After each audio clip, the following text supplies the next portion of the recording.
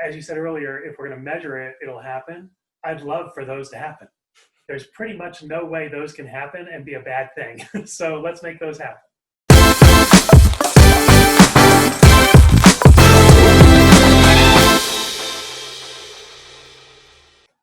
Welcome, everybody, to another episode of Real Agile or BS. I'm your host, Peter Saddington at AgilePeter, and I'm with at AgileBob from Agile for All.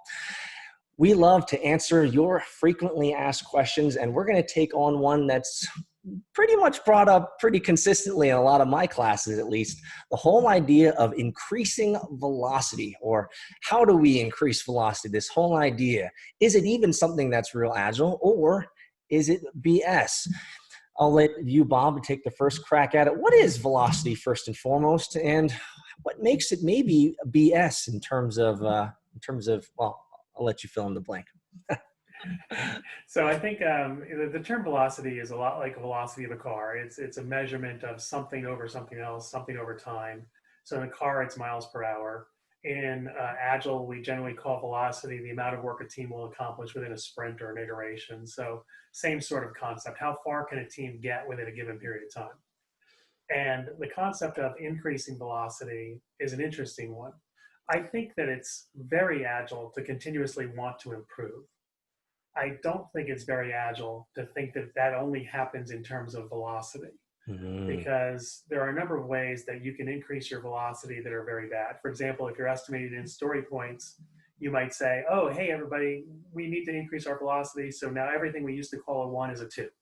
Hey, we just doubled our velocity. Yay, we're awesome. That's not going to help a lot of companies.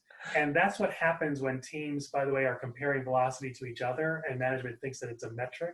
So that's not very helpful. Velocity is a planning tool for a team. It should be used appropriately. So we'll get into that at a different time. But the concept of trying to go faster, you can do it in another bad way.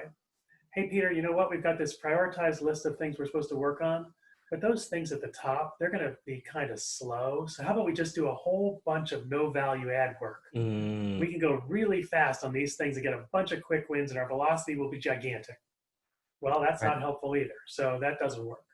I think the big thing to remember is that velocity is for planning how much work you can get done in a sprint, and you're going to use your highest priority value work to do that. But do it in the right way. Try to get better by learning new skills. Try to get better by working better together. Try to get better by being more efficient, more effective. Those would definitely be real Agile.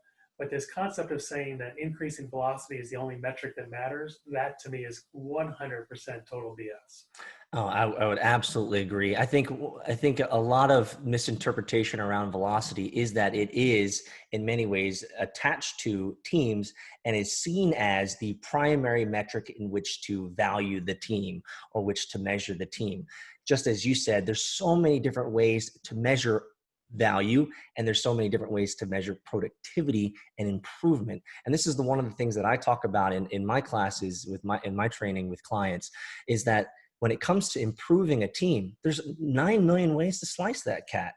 It doesn't have to be one single metric of velocity. Velocity is just, as you said, it's a planning tool for us to understand how much we can do within a set period or time box or sprint length.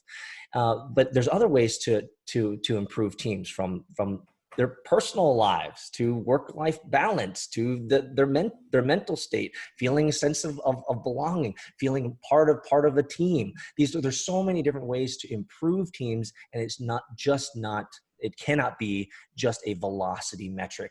And I think in so many ways, when a management, and especially in command and control organizations, when management says, hey, you're doing 10 points per sprint velocity, make that 15. Well, guess what? They're going to do 15, whether that was actually valuable work or not. They're definitely going to hit that mark. And so I always like to say, whenever you are forcing a metric on a team, they will almost always make that metric. The question you have to ask yourself is whether that metric is it still valuable?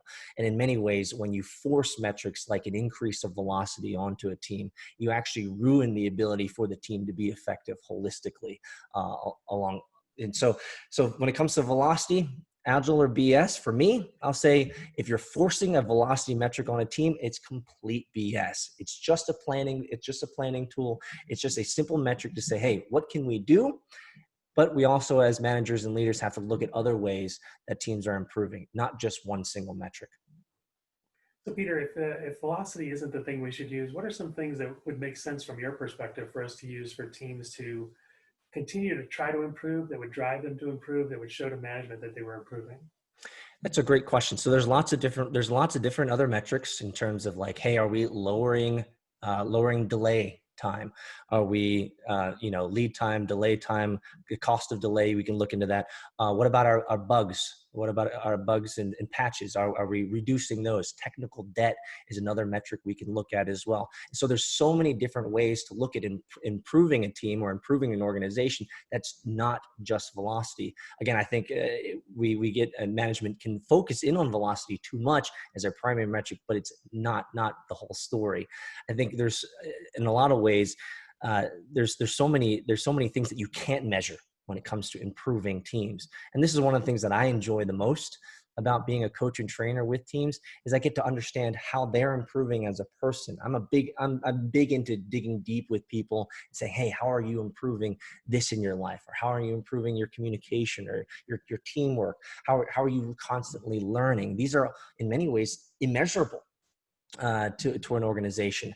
But at the end of the day, and actually for those who are interested, we've actually talked a little bit about this in a previous video, so make sure that you check that out.